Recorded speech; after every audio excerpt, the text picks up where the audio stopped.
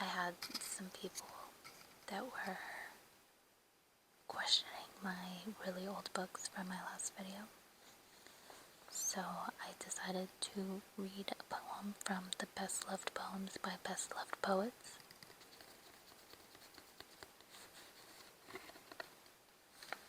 And what was more fitting for the season than The Night Before Christmas by Clement C.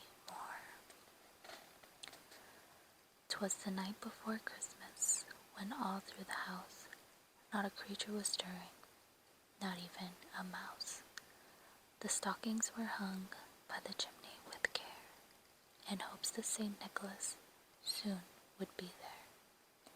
The children were nestled all snug in their beds, while visions of sugar plums danced through their heads. And Mamma in her kerchief, and I in my cap, had just settled our brains for a long winter's nap, when out on the lawn there arose such a clatter. I sprang from my bed to see what was the matter. Away to the window I flew like a flash, tore open the shutters, and threw up the sash. The moon on the breast of the new fallen snow gave a luster of midday to objects below.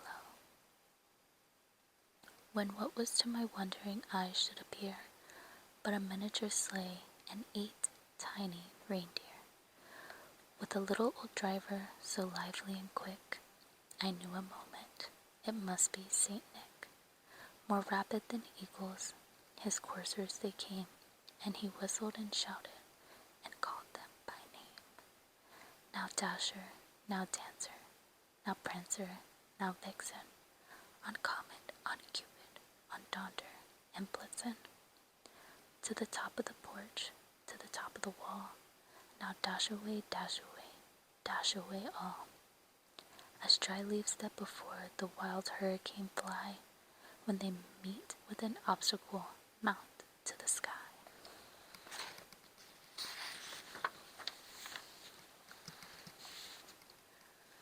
So up to the housetop the coursers they flew, with the sleigh full of toys and St. Nicholas too.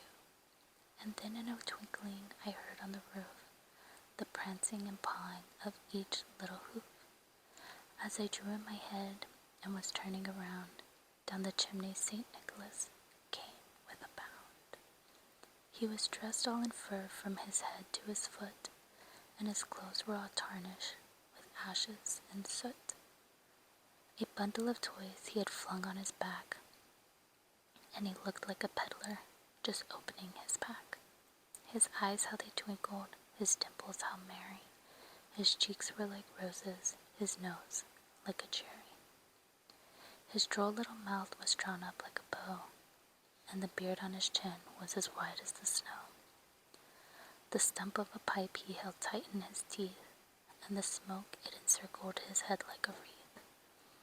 He had a broad face and a little round belly that shook when he laughed like a bowl of full jelly. He was chubby and plump, a right jolly old elf, and I laughed when I saw him, in spite of myself. A wink of his eye and a twist of his head soon gave me to know I had nothing to dread.